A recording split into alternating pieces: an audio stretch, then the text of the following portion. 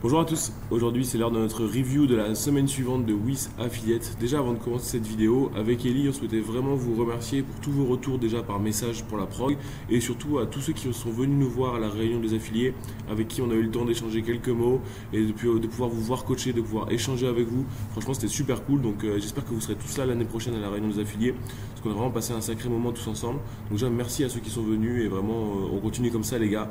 Et si vous avez besoin de la moindre chose, n'hésitez pas à nous envoyer un message. Avec Ellie, on sera toujours là pour vous répondre et pour vous aider par rapport à la prog. Cool. Ceci étant dit, on va pouvoir attaquer la semaine suivante. On a eu une semaine consacrée au Rogue Invitational la semaine dernière. C'était cool, on a pu voir toutes vos stories avec les gens qui faisaient le Monkey Bar et ce genre de choses. C'était vraiment marrant à voir. C'est vraiment très cool.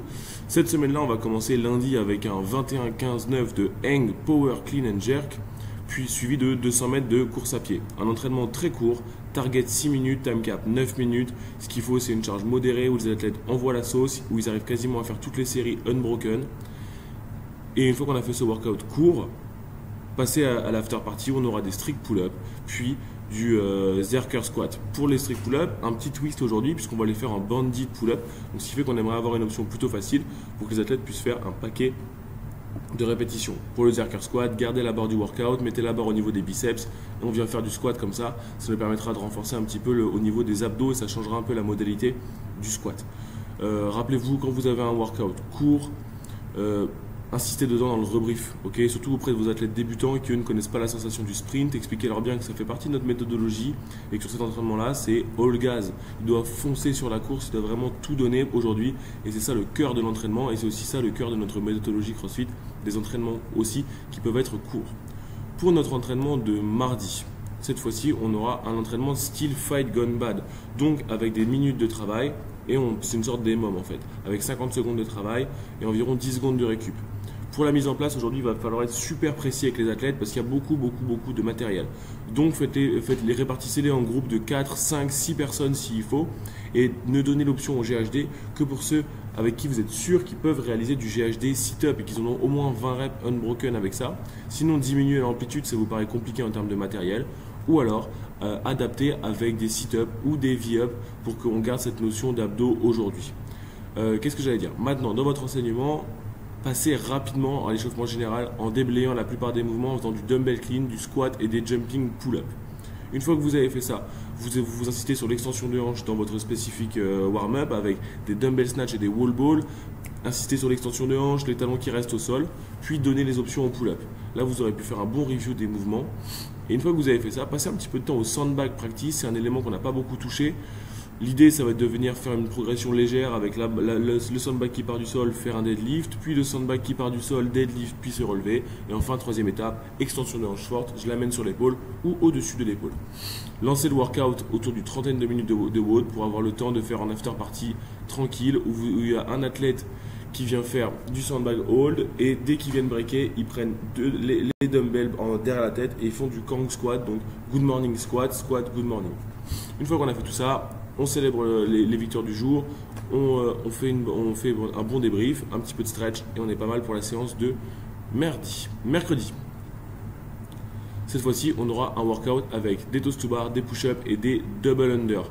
Dans ce WOD-là, ce qu'il va falloir faire, c'est déjà faire une bonne progression au double under. Ce qu'on aimerait aujourd'hui, c'est que les athlètes pratiquent un petit peu ces double under pendant 5, 6, 7 minutes pour vraiment laisser l'opportunité d'avoir une adaptation neurologique pendant le skill.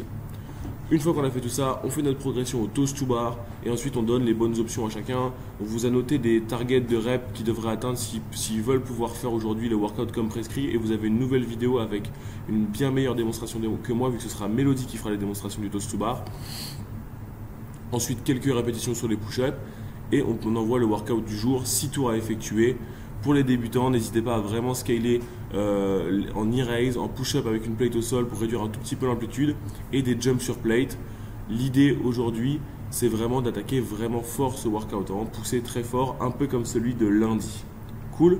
Pour le cool down, vous pouvez faire un petit peu de marche sur les mains en relais ou alors en beer crawl, mais l'idée c'est vraiment de faire un skill une fois que vous avez les épaules fatiguées. Ça c'est pour mercredi. Pour jeudi, on aura un workout, hop, je remets la caméra, ce sera pas mal, magnifique. Pour jeudi, on aura un workout en évidé. Vous aurez 5 séries de 3 back squats à effectuer, puis un skill sur le pullover, et ensuite à une after party avec des sit-ups et des pull-overs. Comment ça va se passer?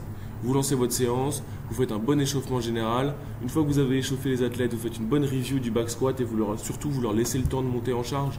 Ok, c'est hyper important dans ces journées lourdes de laisser au moins 6 à 7 minutes, voire 8 minutes de montée en charge pour vos athlètes confirmés pour qu'eux puissent commencer directement très lourd. C'est une journée lourde, donc s'il n'y a que 3 séries sur les 5 qui comptent, on a fait que la moitié de la journée lourde. Il faut que les premières séries soient lourdes dès le début et qu'on ajuste un tout petit peu la charge. Là encore, vous avez une vidéo de Ellie et Mélodie qui vous expliquent comment faire le pullover. Donc n'hésitez pas à la regarder et d'utiliser ces progressions-là avec vos athlètes pour aujourd'hui.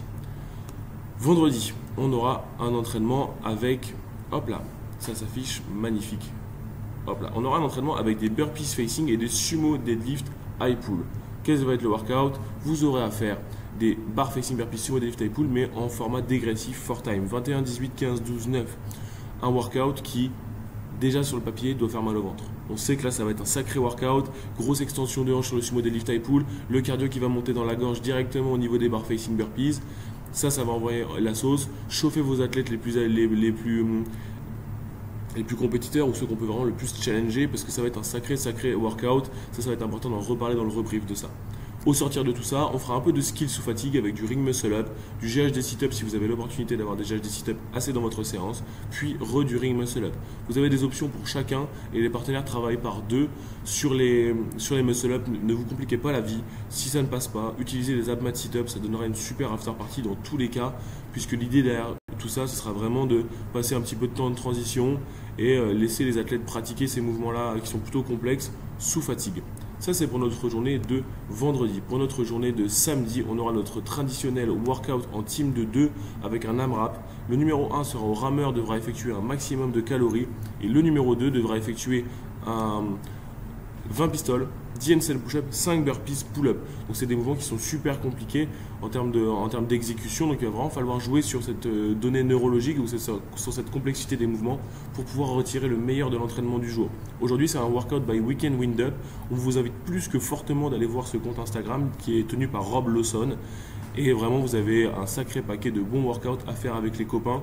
Quand vous cherchez un truc un peu idiot à faire ou que vous êtes en team de 2 ou de 3, allez checker là-dessus. Nous, on fait ça à chaque fois et franchement, on n'est jamais déçus. L'idée de ce mode-là, de votre échauffement spécifique, passez un petit peu de temps sur les pistoles. Ok, aujourd'hui, notre skill, c'est le pistol. Ensuite, option au handstand push-up. Donner des options pour que les athlètes puissent faire au moins 15 à 20 reps unbroken de leur option. C'est hyper important pour qu'ils puissent maintenir l'intensité. Et ensuite, on fait juste quelques répétitions de burpees pull-up en practice. Expliquer simplement qu'il faut qu'ils aient les mains au niveau du poteau du rack, qu'ils viennent sauter en touchant la barre et qu'ils regardent devant eux à chaque fois sur les burpees et qu'ils ne cherchent pas à vraiment regarder la barre à chaque fois qu'ils viennent faire un burpees. On lance le workout à 30, comme ça on fait 20 minutes de WOD et à la fin de ce WOD là, croyez-nous, pas d'after party. Okay, ils auront tellement poussé les athlètes qu'on prend le temps au sol. Si vous avez GoWOD avec vous, magnifique. On se fait un petit GoWOD tous ensemble, 5-6 minutes d'étirement. Si vous avez des étirements déjà dans votre tête, sublime, on garde ça. Mais on fait un bon retour au calme tous ensemble et on débriefe cette semaine. Par rapport au bloc complémentaire que vous pouvez inclure pour vos compétiteurs, weightlifting, important qu'ils fassent un petit peu de squat snatch les mecs. Là, il n'y a pas eu de squat snatch cette semaine, donc incluez un peu de squat snatch. Encore une fois, du travail sous fatigue. Des calories erg sur la minute 1, du squat snatch sur la minute 2, ça c'est vraiment un truc que j'inclurai de manière vraiment importante. Sur le engine, on peut essayer de se faire un petit engine, ça peut être une bonne option aussi après la journée lourde de back squat, mais je pense que le moins important pour l'instant c'est le front squat split jerk.